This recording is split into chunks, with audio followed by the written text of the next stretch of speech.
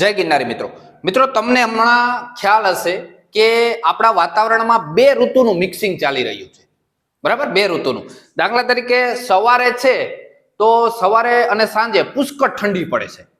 અને બપોરે ગરમી પડે છે હવે આવું બે ઋતુનું જ્યારે મિક્સિંગ હોય ને ત્યારે આપણા શરીરમાંથી કફનો પ્રકોપ થાય ને થાય જ અને ઘણા લોકોને એવી કોમેન્ટ હતી ઘણા લોકોને એવું હતું કહેવાનું કે ભાઈ અમને ખોટી ઉધરસ થઈ ગઈ છે ખોટી ઉધરસ અથવા તો સાચી ઉધરસ બરાબર જે ઉધરસ થઈ હોય ઉધરસ પુષ્કળ થઈ છે અને કફ પણ વધારે થઈ છે બરાબર તો આજે આપણે ખાસ એક પ્રયોગ લઈને આવ્યા છીએ ઈ પ્રયોગ છે ખોટી ઉધરસ કે તમારો કફ છે ને ઈ જ્યારે તમે બહાર કાઢી નથી શકતા ને ત્યારે માત્ર તમારી ખોટી જ ઉધરા આવે છે અને આખો દિવસ એના હિસાબે તમને ખબર હશે કે આ પાંસળીઓ તમને દુખવા માંડે અને જ્યારે તમને એમ થાય કે ઉધરસ આવે ને આ બધું દુખવા માંડે તમને એટલી ઉધરસ લોકોને આવે છે આ સમયમાં અમે જોયેલું છે એટલા માટે ખાસ આપણે એક નાનો એવો પ્રયોગ છે પણ મિત્રો અચૂક સફળ પ્રયોગ છે અને આ પ્રયોગ એવો એટલો અદ્ભુત છે કે તમે સામાન્ય નાના બાળકને આપી શકો અને મોટાને આપી શકો અને કોઈ આડઅસર નથી અને અદ્ભુત રિઝલ્ટ મળશે એમાં તમને કોઈ શંકા જ નહીં હોય બરાબર આવો જબરજસ્ત એક પ્રયોગ લઈને આવ્યો છું ખાસ વિડીયો પૂરેપૂરો જોજો અને તમને ઘણું બધું મિત્રો નવું જાણવા મળશે બરાબર હવે આપણે શરૂઆત કરીએ વિડીયોમાં કઈ કઈ વસ્તુ લેવાની છે ખાસ નોટ કરી લેજો પહેલી વસ્તુ છે મિત્રો હળદર હવે હળદર છે ને આપણા રસોડાની વસ્તુ છે બરાબર અને હળદરની માત્રા મેં અહીંયા લીધી છે 100 ગ્રામ મિત્રો બરાબર હવે બીજી વસ્તુ છે ને એનું નામ છે મુલેઠી મુલેઠીને આપણે ગુજરાતમાં જેઠીમધ તરીકે પણ ઓળખીએ છીએ અને હિન્દીમાં આપણે એને મુલેઠી કહીએ ગુજરાતીમાં આપણે એને જેઠીમધ કહીએ આ જેઠીમધ છે ને મિત્રો એના તમારે લાકડા જવું આવશે ડાળીઓ નાની નાની કટકા અથવા મૂળ આવું આવશે આ તમારે એવું ડાળીઓ નાની નાની આવે ને ઈ જ લેવાની છો કોઈને પાવડર કોઈ લેતા નહીં તૈયાર પાવડર નથી તમને કે આ લઈ જવા તૈયાર પાવડર નહીં અમને ઓલું જ આપો લાકડા રેડી ઘરે લઈ આવી એનો ભૂકો કરવાનો છે આપણી રીતે એટલે ઓરિજિનલ બનશે રેડી આ મુલેઠી કેટલે એનો પાવડર કેટલો 100 ગ્રામ રેડી ત્રીજી વસ્તુ છે લવિંગ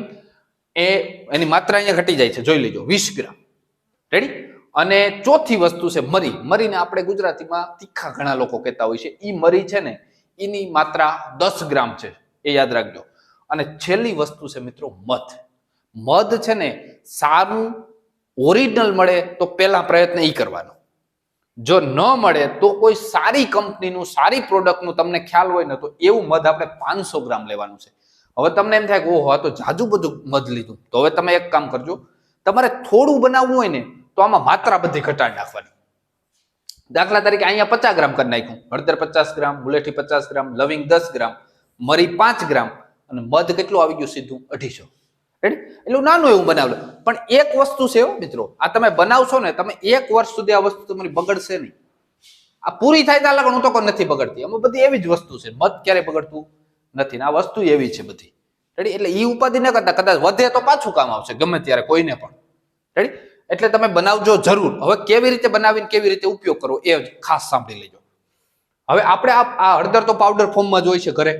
આ મુલેઠીનો વ્યવસ્થિત પાવડર કરી નાખવાનો લવિંગ મરી આ બધાનો ભૂકો કરી એકદમ પાવડર કરી નાખવાનો છે બરાબર હવે તમે જે મધ લીધું ને મધ એમાં બધો પાવડર નાખી અને એને હલાવવાનું છે અને એટલું હલાવવાનું છે 15-20 મિનિટ અડધી કલાક જેટલું વધારે હલાવી શકો ને એટલો ફાયદો કેમ કે એક રસ થઈ જવું જોઈએ આ પાવડર અને મધ કેવું થઈ જવું જોઈએ મિત્રો જેટલું બનાય એટલું એક રસ થાય ને એટલું રિઝલ્ટ ઉત્તમ મળે બરાબર એટલે ઘૂંટવાનું એ જ મહત્વ હોય છે આયુર્વેદમાં બરાબર એટલે જેટલું ઘૂંટાય એટલું ઘૂંટી નાખવાનું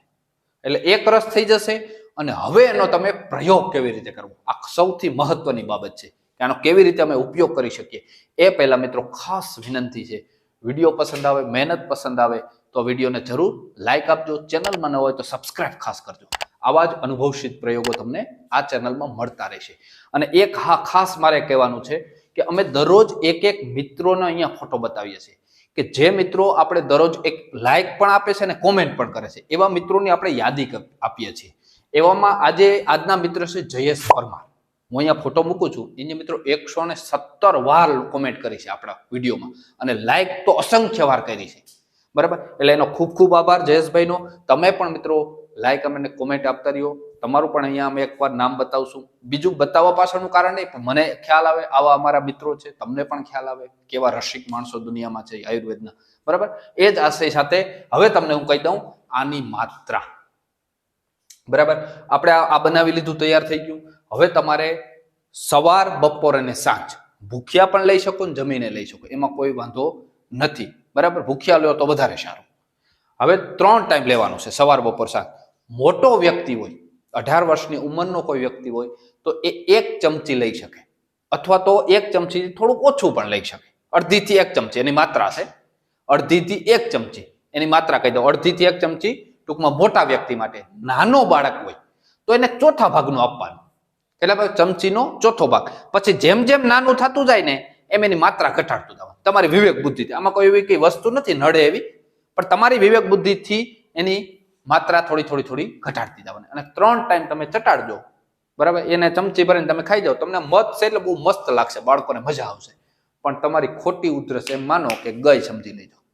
આવો અદ્ભુત એક પ્રયોગ છે મિત્રો. એટલે ખાસ જો પ્રયોગ સારો લાગ્યો હોય તો મિત્રો આયુર્વેદના રસિક માણસોને મોકલજો.